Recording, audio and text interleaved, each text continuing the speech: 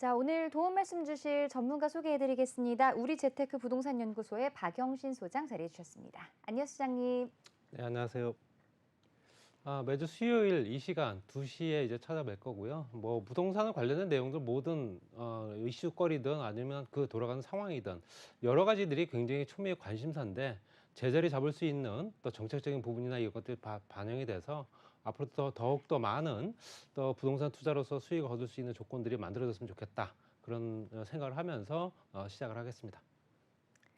네, 시장이 앞서 말씀드린 것처럼 지금 어떤 방향으로 갈지 아직 좀 갈피를 못 잡고 있는 상황인데요. 그러다 보니까 이 투자자 여러분도 그리고 내 집 마련을 계획하신 분들도 지금이 적당한 매도 타이밍인지 앞으로 시장 전망 어떻게 되는지 궁금해 하실 것 같습니다. 자, 오늘 부동산 이슈 강의 어떤 내용으로 준비되어 있을까요?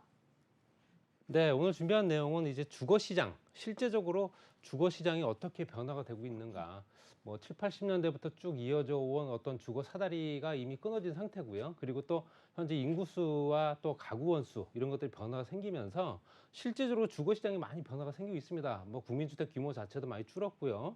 거기에 또 현재 다인 가족이 아니라 이제 소인 가족, 특히 이제 1, 2인 가족들이 늘어나기 시작하면서 소형주택들이 어떤 형태로 또 만들어지고 있고 또 그런 것들 공급 물량들이 어떻게 진행되고 있는지 또 현재 이 주거시장을 바라보고 있는 현재 소비자들 특히 이제 집을 구하고자 하는 사람들의 입장에서는 어떤 주택들을 원하는지 한번 준비를 해서 내용을 한번 말씀드려 보겠습니다. 일단은 주거 같은 경우는 실제적으로 업무와 숙박, 산업 이것들이 다 연결되는 겁니다. 왜 그러냐면 실제적으로 주거시설이 있다는 얘기는 그 주변에 상권이 이미 조성이 되어 있을 수도 있다는 얘기고요. 물론 그 상권 자체가 범위가 크냐 작으냐 이 차이가 있겠지만 그런 것들이 연결이 되고 필수 불가결로 실제적으로 현재 직주 근접이라고 해서 주거지와 업무지구가 얼마나 가깝게 있느냐 이것도 굉장히 많이 따지는 겁니다. 그러니까 그 지역을 선택을 할 때는 내가 직장 다니는 그 직장과의 거리, 그다음에 그 주변에 있는 상권 이걸 다 생각한다는 얘기겠죠. 아무것도 없는 지역에 집만 덩그러니 있는 데는 갈 수가 없는 상황이기 때문에 산다 하더라도 불편해서 다시 돌아오겠죠. 그렇기 때문에 당연히 이런 부분과 거기에 또 숙박시설들까지도 같이 연결될 수 있습니다. 요즘에 단기 체류, 단기 숙박 이런 것들 같이 연결되기 때문에 또 현재 단기 임대, 실제적으로 현재 3개월, 4개월만 또 머물다가 또 다른 지역으로 이사가는 이런 형태의 임대도 굉장히 많이 늘어나고 있는 상황이기 때문에 숙박 개념으로 같이 연결된다 이렇게 얘기할 수 있고요. 말씀드린 대로 이 모든 것들이 같이 연결되면서 그 지역의 산업이 어떻게 발전이 되고 있느냐. 주거와 연결된 상업시설들, 업무지구와 연결된 그 주변에 어떤 생활 편의시설들이나 SOE 사업들이 얼마만큼 그 주변에 기반시설까지 같이 연결되고 있느냐. 이걸 따져야 되는 거지. 단순하게 예전처럼 현재 1기 신도시, 2기 신도시처럼 먼 지역이라 하더라도 집만 덩그러니 지어놓게 되면 실제적으로 현재 수도권 인구를 조금 더 분산시키기 위해서 서울이 집중된 인구를 분산시키기 위해서 만들었던 신도시 개념 자체가 이제는 달라지겠다라는 거죠. 이게 3기 신도시도 마찬가지일 겁니다. 그렇기 때문에 당연히 주거와 업무, 숙박 또는 현재 산업과 같이 연결된 지역 그 주변에는 당연히 이제 마곡지구가 대표적인 케이스인데 실제적으로 그 주변에는 업무시설과 가장 밀집되어 있는 상권이 같이 만들어지고 그 배후가 당연히 주거지 형성된 겁니다. 이런 형태가 연결되지 않으면 이젠 안 된다는 거죠. 이젠 그 지역에 거주를 할 수가 없다라는 얘기입니다. 그렇기 때문에 당연히 따라와 줘야 되는 현재 형태고 그러면서 여기에서 단순하게 우리가 집을 생각했을 때 주거 개념을 봤을 때 아파트냐 아니면 소형주택 빌라냐 연립이냐 뭐 이런 것도 따졌을 때 우리가 생각하는 그냥 어떤 형태든 간에 고정화된 주택들이 아니라 그렇지 않은데도 실제적으로 주거로 쓸 수 있는 경우도 많습니다. 그렇기 때문에 당연히 그거의 대표적인 상품이 이제 오피스텔이겠죠. 오피스텔, 그다음에 도시형 생활주택, 그다음에 이제 생활형 숙박시설 또는 기숙사까지 같이 연결되는 거기 때문에 이런 부분이 이제 파생 상품들이라고 해서 이 파생 상품들이 연결되면서 실제적으로 이런 형태로 주택이 여러 갈래로 현재 분산이 되고 있는 형태입니다. 그러니까 주거 형태가 달라지고 있다는 얘기죠. 단순하게 난 아파트에 꼭 살아야 돼. 아파트 아니면 살 수가 없어. 라는 개념이 아니라 꼭 아파트가 아니더라도 현재 내가 주거하는데 전혀 문제가 없다면 살 수 있다는 얘기죠. 생활형 숙박시설도 현재 단기적으로도 현재 충분히 거주 가능합니다. 내부 구조가 이제 거의 다 똑같은 주택 형태로 띄고 있기 때문에 오피스텔은 말할 것도 없고요. 거의 기숙사 같은 경우도 마찬가지죠. 이런 형태로 현재 움직이고 있다. 그렇기 때문에 당연히 지금 현재 바라보는 부동산 시장을 단순하게 어떤 지역에 어떤 단지가 청약을 한다, 아파트 단지가 분양을 한다라는 개념만 볼 게 아니고 그 지역의 산업 구조가 어떻게 연결되어 있고 그 산업 구조에 따라서 인구가 얼마나 또 집중될 수 있느냐. 그거에 따라서 내 집값이 오를 수도 있고 떨어질 수도 있는 겁니다. 이런 것들을 꼭 따져보셔야 된다. 이렇게 말씀드릴 수 있고요. 그렇기 때문에 여러 가지 연결된 산업 구조와 어떤 형태로 변화가 생길 수 있는가를 봤을 때는 그 사람들이 현재 실제로 필요로 하는 사람들, 정말로 필요로 하는 사람들, 집을 필요로 하는 사람들의 현재 가구 수가 몇 명이 되느냐. 이건 절대적인 거죠. 예전에 우리 부모님 세대, 뭐 저것도 포함했지만 보통 현재 7인, 8인이었습니다. 자식들이 보통 5명, 6명 정도 됐을 때는 소형으로 시작을 했다가 단둘이 시작을 해서 이제 월세, 전세, 이제 내 집, 조그만 내 집 마련하고 아이들이 커나가면서 실질적으로 평수가 커졌단 말입니다. 방을 하나씩 줘야 되기 때문에. 그런 현재 주거 사다란이 이미 끊어졌죠. 그렇기 때문에 당연히 이제는 1, 2인 가족, 특히 이제 많아야 3인입니다. 그렇기 때문에 현재 실제적으로 1인 가구가 얼마가 되느냐에 따라서 말씀드린 대로 주거 형태의 어떤 구조라든가 설계라든가 이런 것들 변화가 생길 수밖에 없는 건데 전체 가구 중에서 1인 가구 비중이 실제적으로 얼마가 되는 걸 봤더니 39.6% 정도입니다. 이건 현재 2050년도까지 통계 잡은 건데 멀리 갈 필요 없이 한 2025년도 내후년까지만 보더라도 34.3%, 10가구 중에 3가구 정도는 무조건 혼자 사는 사람입니다. 그러면 1인 가구가 아닌 2인 가구도 또 있겠죠. 1, 2인 가구를 합치게 되면 거의 50%가 넘습니다. 그렇기 때문에 당연히 이런 걸 봤을 때는 이런 형태로 1인 가구들이 추구하는 주택 형태라든가 아니면 현재 주거지 또 그 지역의 지역적인 여건 이것들을 꼭 봐야 된다는 얘기죠. 또 연령대별로 봤을 때는 20대냐 아니면 현재 70세까지냐 쭉 봤을 때 2050년도에는 20대 이하가 현재 7.5%대까지 줄어듭니다. 이거는 뭐 당연한 결과입니다. 저출산 때문에 그렇고요. 2030년도를 기점으로 해서 딱 분기점이 생기고 실제적으로 인구가 감소하는 시기가 2030년 얼마 안 남았습니다. 그래서 당연히 대한민국 인구가 줄고 있다라고 말씀드릴 수 있고요. 30대 비율도 당연히 11.5%밖에 안 되고 40대, 50대가 현재 22.3%, 60대가 16%, 70세 이상이 42.9% 거의 한 절반 정도 차지합니다. 당연히 고령화 시대가 이미 현재 도래를 했다라고 보여지는 거고요. 2005년도와 2050년도 비교 한 50년 텀을 봤을 때 굉장한 수치 차이가 있죠. 이때만 해도 2005년도 한 10년, 한 13년 정도, 한 10년 정도죠. 10년 정도 전만 해도 20대 비중이 22.8% 정도였습니다. 그게 이제 19.9%가 30대, 그 다음에 50대가 26.5% 거의 10%대에서 20%대를 차지하는 비중이 이제 나이를 먹어가면서 당연히 40대나 50대, 60대가 됐다는 얘기고요. 또 이제 세대 교체를 이루어가면서 실제적으로 이제 젊은 세대들이 계속 현재 어느 정도는 출산이 계속 이루어지면서 젊은 세대가 세대 교체가 이루어져야 되는데 그게 이루어지지 않고 있다는 얘기입니다. 그렇기 때문에 당연히 이런 1인 가구 추이를 봤을 때도 과연 앞으로 주거 형태가 어떻게 더 바뀔 수 있을까라는 거를 또 한번 추이할 수 있는 거고요. 그다음에 실제적으로 이렇기 때문에 단순하게 내 집 마련하기가 너무너무 어려운 상황이 됐고요. 또 현재 내 집 마련을 하기 위해서 실제적으로 돈 한 푼 안 쓰고 현재 평생 죽을 때까지 현재 돈을 모아야지만 집을 살 수 있는 조건밖에 안 되기 때문에 집을 포기한 사람들도 많죠. 그래도 당연히 집포 세대들도 많은데 그렇다고 해서 집이 없이 거주할 수는 없는 거고요. 하다못해 내 집이 아니더라도 거주는 무조건 필요하기 때문에 내가 현재 실제적으로 아파트나 빌라 좋은 집, 내가 가고 싶은 지역에 있는 집을 가진 못하더라도 그 비슷한 주택이라도 갈 수 있으면 좋겠다라는 게 대한주거시장입니다.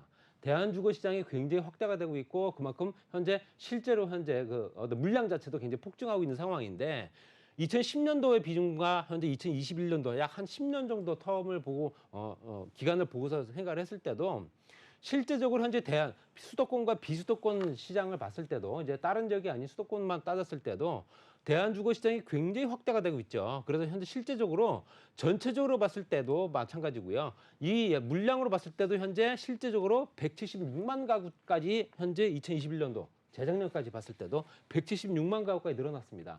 이 얘기는 당연히 이 대한주거 시장도 현재 투자 상품이 될 수 있구나라는 내용입니다. 한동안 생활용 숙박시설 굉장히 인기가 많았었죠. 현재 뭐 종부세라든가 이런 세금 혜택, 세금 부담 없이 또 현재 내 걸 청약 통장 없이 내 걸 만들 수 있는 조건이고 세금 혜택 받으면서 실질적으로 투자할 수 있는 투자 가치가 높고 수익률도 높게 거둘 수 있는 조건이기 때문에 그렇지만 그거에 대해서 이제 실질적으로 이제 국토부에서는 이제 허가 사항을 이제 좀 보류를 시켜놓은 상태이기 때문에 여러 가지 여건 봤을 때 대한주거 시장을 현재 공략을 해야 된다. 대한주거시장이 어떻게 형성되고 더욱더 커져나가고 더 파생 상품들이 얼마나 더 많이 늘어날까 이것도 한번 계산을 한번 해보셔야 된다는 얘기고요. 그리고 대한주거시장의 대표적인 상품이 오피스텔이고요.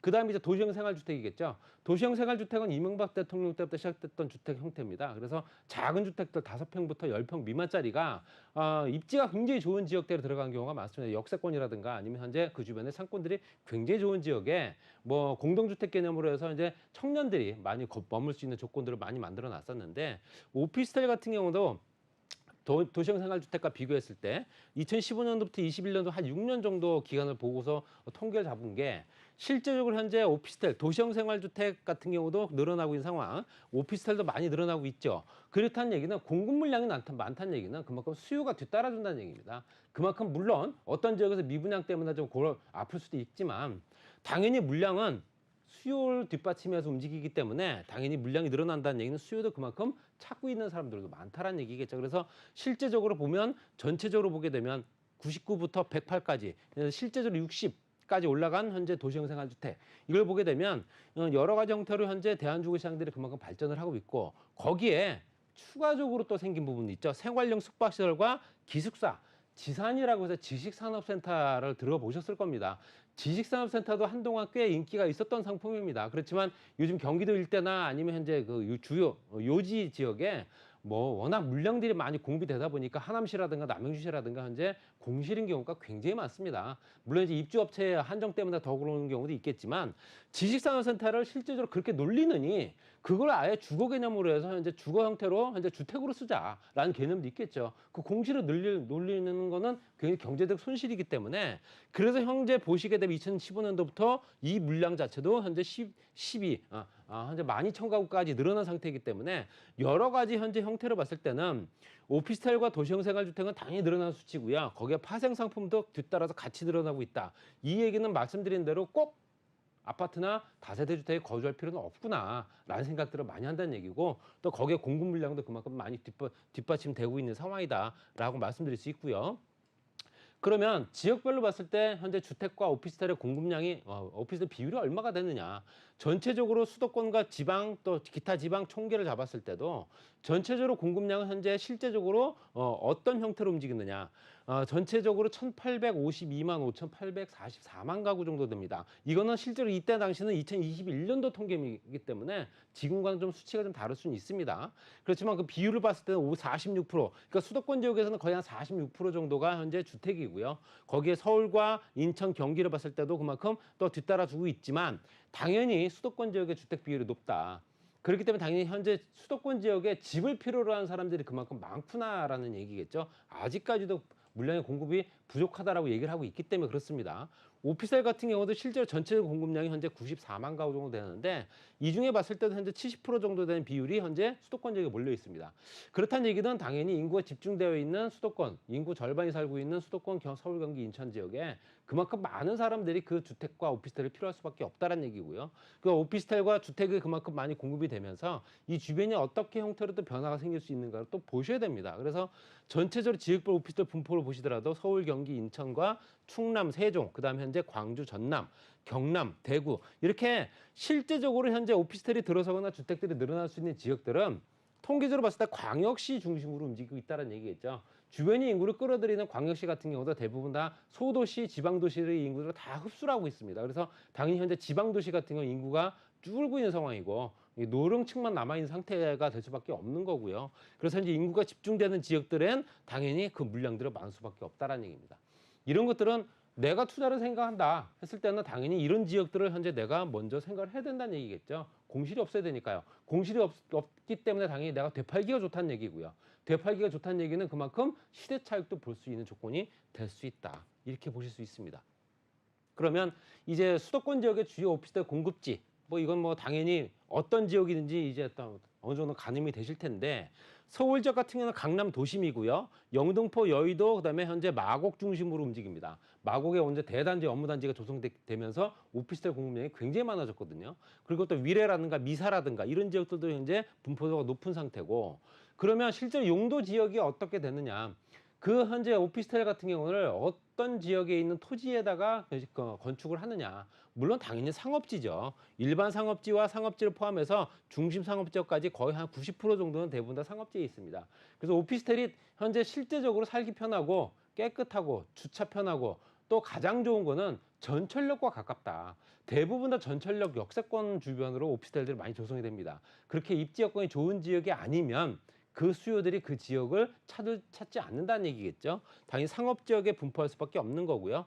준주거와 주거 지역에도 있긴 합니다. 그렇지만 그 비율은 현재 상업 지역 비율보다는 굉장히 작을 수밖에 없기 때문에 이런 부분 따지게 되면 상업 지역 비율이 현재 서울 지역에 과연 얼마가 되는가 이것도 한번 따져봐야 됩니다.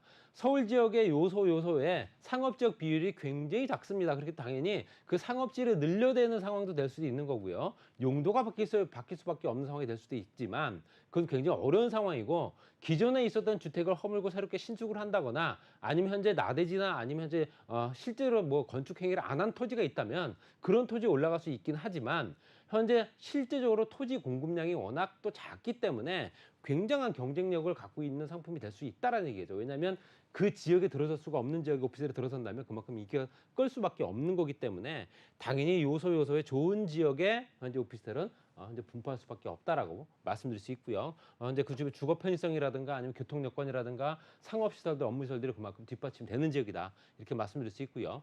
그래서 그 오피스텔을 개별적으로 건축물, 실제로 현재 그 오피스텔이 어떤 형태로 지어지고 있는가. 단순하게 오피스텔이 대형 오피스텔 단지도 있습니다. 3개동, 4개동 정도 해가지고 뭐 한 700세대, 800세대까지 되는 대단지도 있지만 대부분의 경우는 53% 정도는 보통 10호실, 그러니까 방이 한 10개 정도 미만 정도 되는 소형 오피스텔이 대부분입니다. 그 얘기는 아까 말씀드린 내용과 연결되는 거고요. 당연히 토지가 없기 때문에 그렇습니다.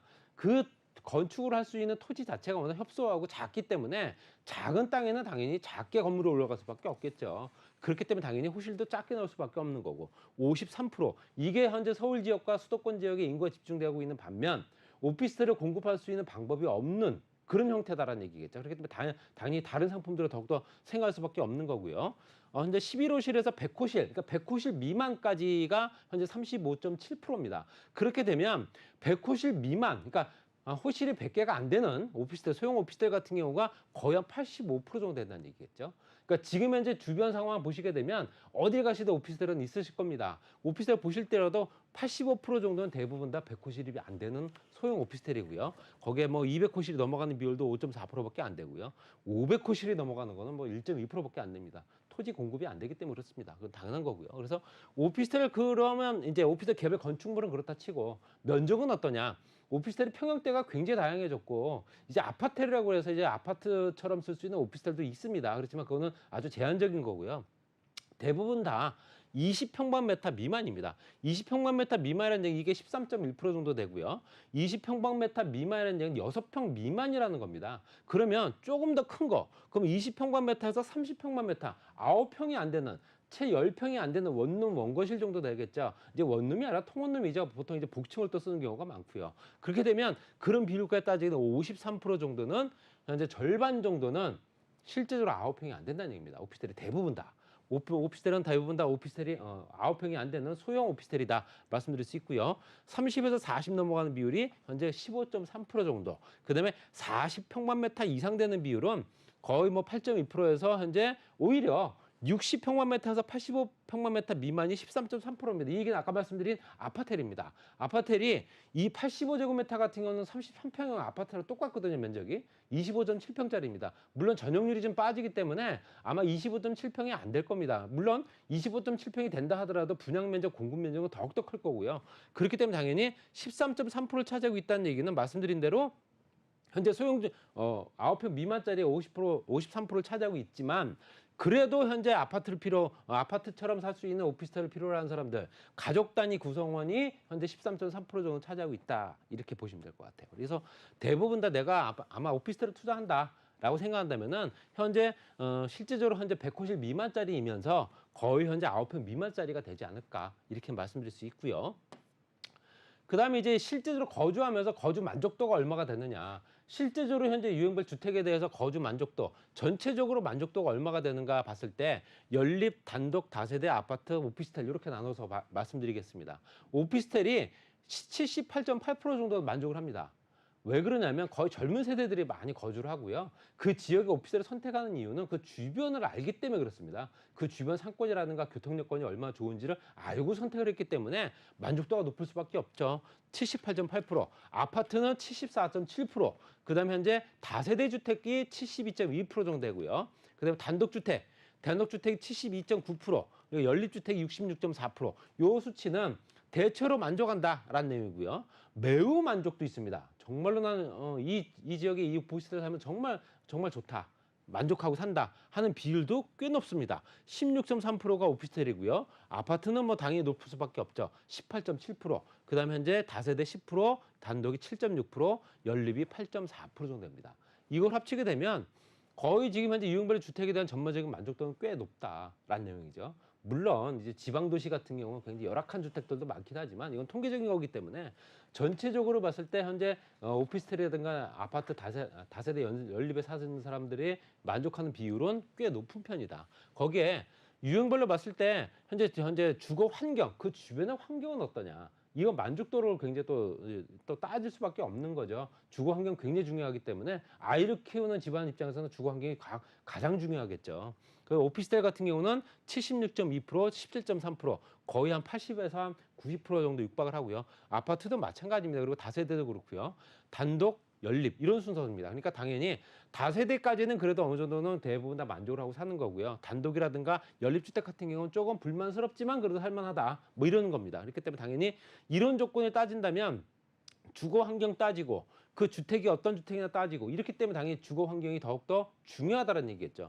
그 주변의 환경적인 요소가 또 본인이 거주하는 입장에서는 굉장히 불안한 지역 같은 경우는 굉장히 또 살고 싶지 않은 경우가 많고 다른 지역으로 이사를 가야겠다. 치안이 불안하다거나 그 주변 환경이 워낙 안 좋고 또 유흥업소가 워낙 많다 보니 또 그에 관련된 또 폭행이라든가 이런 사건들 많게 되면 굉장히 또 불안하죠. 그러니까 주거 환경이 굉장히 중요한 상황이 됐다. 이렇게 말씀드리고요. 그러면 실제적으로 오피스텔과 아파트의 매매 가격이 어떻게 변화가 생겼는가 또는 전세 가격 비율이 얼마가 되는가 봤을 때 붉은색 라인이 이제 아파트고요. 푸른 색깔이 이제 오피스텔입니다. 이건 현재 2021년도까지 통계를 본 거니까 한 10년 정도 기간을 보고서 통계를 잡은 겁니다. 그래서 2010년도에는 실제적으로 현재 아파트 가격 대비 실제 전세 가격 비율이 실제적으로 오피스텔 같은 58.8% 정도 됐던 부분이 77.2%대까지 올라갔죠. 오피스텔의 전세가격 비율이 굉장히 높아진 겁니다. 그러니까 실제적으로 오피스텔을 현재 내 집처럼 살고자 하는 사람들 수요가 많아졌다. 단순하게 월세, 세금계 서서 끊어서 세금 내면서 사업 목적으로 쓰는 게 아니라 주거지로 쓸 수 있는 조건이 되기 때문에 그만큼 전세 수요가 많다는 얘기겠죠. 그럼 당연히 전세가격 비율이 높을 수밖에 없는 거고요. 그다음에 이제 오피스텔과 아파트, 이제 아파트를 보게 되면 아파트는 72.7%대까지 찍었던 2016년도에 반해서 18년도부터 21년도까지 현재 전세가격 비율이 떨어졌죠. 55.9%대까지. 뭐 전세 사기부터 해서 현재 금융권의 대출 또 현재 대출 이자가 높아지면서 전세 수요가 그만큼 줄었기 때문에 당연히 그럴 수밖에 없는 겁니다. 이거는 현재 수치는 재작년까지 수치지만 올해는 현재 조금 높아진 걸로 알고 있습니다. 현재 작년도까지는 계속 떨어지다가 올해 들어서면서 좀 수치가 높아지기 시작하면서 당연히 금리가 조금 이제 안정화됐고 그러면서 이제 실제적으로 대출받을 수 있는 여건도 충분히 또 가능해졌기 때문에 이제 오피스텔 살던 사람이나 월세 살던 사람들이 당연히 아파트로 또 들어갈 수밖에 없는 조건들이 또 만들어지고 있는 거고요. 앞으로 조금 더 수치 높아져야 된다 이렇게 말씀드리고 싶고요. 현재 부동산의 가치를 따졌을 때는 우리가 대한민국에서는 집만한 투자 상품이 없다고 합니다. 집을 한 채 갖고 있으면 대부분 다 그게 언제든 간에 꾸준하게 오랫동안 보유하고만 있어도 실제 돈이 된다는 건 사실이거든요. 그렇기 때문에 당연히 부동산 가치의 수익률과 분해 개념도로 봤을 때도 부동산 가치를 어떻게 평가를 하느냐, 부동산의 가격이 상승할 거다라는 기대 심리가 당연히 작용을 합니다. 이거를 괜히 살 이유는 없는 거고요. 물론 이제 거주하기 위해서 사는 경우도 있지만 내심 가격이 오르면 더욱 좋죠. 또 가격이 오를 만한 지역에 집을 살려고 애를 씁니다. 당연히. 그렇기 때문에 상담도 하고 또 물건도 보러 가고 임장 활동을 하면서 그 주변 상황도 보고 이러는 겁니다. 그래서 가격 상승 기대하고요. 그러면 내가 이 가격이 높아지는 만큼 이거를 내가 임대로 놨을 때 사용 가치가 또 얼마나 높아질 수 있느냐. 임대료죠. 임대료가 얼마나 높일 수 있느냐. 임대료가 높으면 높을수록 매매가는 더욱더 높을 수 있기 때문에 임대료가 떨어지는 지역 같은 경우는 이제 매매가도 같이 동반 하락을 한다라는 내용들이 공식이기 때문에 당연히 부동산은 실제적으로 가격 상승과 임대 가치가 어떻게 활용이 되고 있는가를 꼼꼼히 따져야 됩니다. 그래서 실제적으로 그 지역의 임대 수준이 있습니다. 강북과 강남이 임대료 차이가 있죠. 당연한 겁니다, 그거는. 그러면 결론적으로 왜 차이가 있느냐? 그 지역적인 여건, 생활 환경, 주변의 기반 시설, 도로망, 또 교통 여건들이 다 다르기 때문에 그렇습니다. 그러면 결론적으로는 그만큼 우수한 지역에 있는 주택은 같은 평형대라 하더라도 임대료가 다를 수 있죠. 보통 이제 뭐 100만 원, 100만 원에서 150만 원 정도 월세를 부담해야 되는 세대가 있다면 당연히 100에서 150만 원 생각한다면 그보다 더 작은 금액을 내고 살고자 한다면은 강남이 아닌 강북으로 가야 될 겁니다. 그렇다는 얘기는 사용 가치가 당연히 강북은 강남보다도 좀 덜하다. 그렇기 때문에 현재 상승 기대도 그만큼 덜할 수 있다. 그래서 가격이 좀 쌀 수 있는 조건이 되는 겁니다. 그렇기 때문에 당연히 우리가 생각하는 정말로 현재 집을 살고자 하는 봤을 때 아파트 가격 중위 가격이 보통 이제 9억에서 10억까지 올라갔다가 좀 떨어지긴 했는데 실제적으로 그 중위 가격이 가장 중요한 포인트입니다. 중위 가격이 얼마 정도가 되느냐에 따라서 실제적으로 그 가격을 내가 이 가격에 내가 집을 살 수 있는 조건이 되느냐 안 되느냐를 또 생각할 수 있기 때문에 이 두 가지가 합쳐지면서 부동산의 가치가 오른다 내린다 이걸 따지는 거고요. 그러면 결론적으로는 가격이 상승한다는 얘기는 이건 뭐냐? 이거는 현재 캐피탈 게인이라고 해서 자본 수익률이 되는 거죠. 당연히 갖고 있는 물건 자체의 현재 평가 기준이 높아지면서 물건 자체의 가격이 상승하는 거고 그다음에 이 사용 가치, 임대료를 받는 건 당연히 임대 수익률입니다. 임대 수익률이 얼마가 되느냐. 월세가 얼마 들어오고 대출 이자를 냈더니 얼마 정도 되고 연수익률이 얼마 정도 되더라. 그럼 결론적으로 은행의 이자를 대출을 받아서도 감당이 되더라. 한다면 수익률이 나쁜 건 아니거든요. 당연히 그렇기 때문에 다 투자 수익률은 그만큼 이 수익률로 계산을 할 수밖에 없는 조건이 된다는 얘기겠죠. 우리가 생각하는 아파트냐 오피스텔이냐 또 현재 다른 상품이냐 이걸 따지기 전에 그 물건 자체가 어디 있느냐가 더 중요하다라는 거를 현재 쭉 설명드린 내용 중에 깔려 있는 겁니다. 어떤 지역에 어떤 물건이 있느냐가 중요한 거죠. 그 지역이 정말 물건이 싸다라고 해서 무조건 살 수 있는 건 아니다라는 얘기입니다. 부동산 같은 경우는 특히 더 그렇고요. 이런 부분을 꼼꼼히 더 따지셔야지만 당연히 앞으로도 투자할 수 있는 수익률이 더욱더 발생하는 상품들을 찾을 수 있는 거고요. 보통 부동산이 상승 하락 곡선이 보통 이제 10년 텀이라고 하는데 요즘 짧아져가지고 5년이죠. 5년 정도 텀인데 지금 현재 2021년도, 22년도부터 계속 하락을 유지하고 있는 부분은 반드시 상승합니다. 반드시 상승할 수밖에 없기 때문에 당연히 대안 상품이 없기 때문에 그렇습니다. 지금 현재는. 경제 상황이라도 여러 상황들이 안 좋기 때문에 현재 실질적으로 거의 눌려져 있는 상태지 이게 가격이 그만큼 떨어졌다고 보기는 어려운 부분이기 때문에 앞으로 투자처를 찾을 때는 어떤 지역에 있는 어떤 물건을 내가 이 정도 가격으로 살 수 있을 가격 정도가 되느냐 내가 부담할 수 있는 여건이 되느냐 이걸 보시고서 선택을 하셔서 2024년도 시장이 얼마 안 남았기 때문에 내년부터 부동산에 적극적으로 참여를 하셔서 내년부터 이제 가격이 슬슬 조금 오르기 시작했을 때 완전히 올랐을 때는 사기가 어렵습니다. 그렇기 때문에 현재 그만큼 현재 수익률을 볼 수 있는 여건들을 충분히 만들어 보시고 그런 지역들을 한번 탐방하시고 또 연구하셔서 부동산을 가지고 특히 이제 집을 가지고 투자해서 수익을 거둘 수 있는 여러분들이 되셨으면 좋겠습니다.